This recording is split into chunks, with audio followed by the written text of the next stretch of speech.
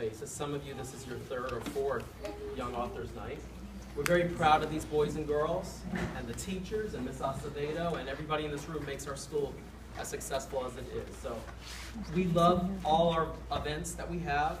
Young Authors Nights are very special and most favorite because it's another opportunity for the kids to get on stage and present what they've learned. And we all know, raise your hand if it's easy to talk in front of an audience. See, our kids, none of the adults raise their hand, but the kids do. So we're so proud of you. You're not here to hear me talk for a change. We're here to hear the kids showcase what they've done. The poems they wrote, the stories they wrote, and their creativity. So we're so proud of them, and every opportunity we have to tell them how proud we are, we take that opportunity. So thank you for coming tonight. Enjoy, and I'll let Ms. Acevedo take it away. I'd like to welcome everyone to our second and third grade Young Authors Night. This is a very special event. All of you guys are dressed up so beautifully. And what I'd like to ask for the parents is if you could please make sure all your cell phones are on silent. We do have a lot of presenters tonight. We want to make sure that each of them is heard. We're going to get started. Each child, we really have a well-run machine here.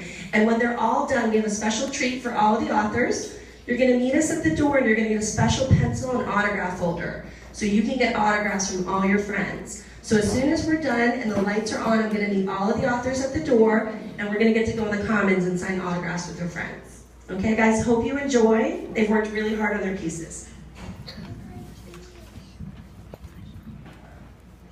Hi, I'm Riley Arbeck, and my teacher is Miss McPhillips. Coco and Gordo by Riley Arbeck. I found a bunny and a dog on the sidewalk. They were best friends. They would do everything together.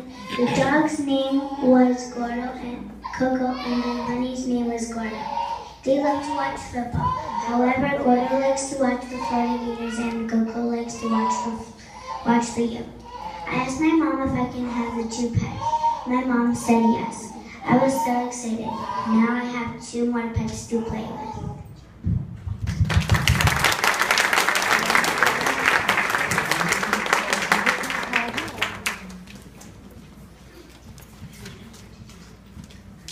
My name is Carly Dempsey, and my teacher's name is Miss Navarro.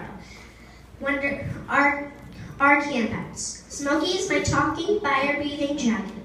He goes on campouts. He lights the wood for the campfire every night, and he cuddles with me while the fire is going. When I feel sleepy, he tucks me in by the fire. During the day, if we want to go swimming, playing, and canoeing in the lake and it's too cold, Smokey plays on an innocent pool. Smokey and I were going to circle up campgrounds. When we got there, Smokey said, "Finally, I feel like we were driving for days." A couple of minutes later, we were registered. Smokey and I headed straight to our site. We quickly set up the pop-up camper and headed over to all my friends. Smokey said, "Hey, what are you all up to?" They all said we were going to go into the lake to go swimming, but it's too cold. Smokey said that he could fix that for us. We all got in our bathing suits and went down to the lake. Smokey breathed on it with his fire breath and heated up the water so we could all go swimming. In the lake, there is something called the blob. It is a huge float that is as big as our living room. And when someone jumps on it, it sends the person on the other side up into the air, and you land into the lake. Smokey wanted to go on. When Smokey went up into the air, he came straight back down on the blob and popped it with one of his fun plates on his back. The person who sent him flying sank into the water with the blob.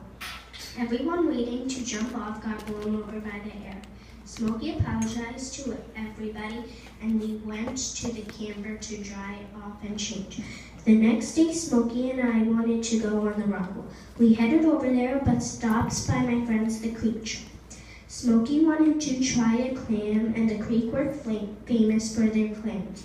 Smokey didn't like it and had to spit it out. We were back on our way to the rock wall.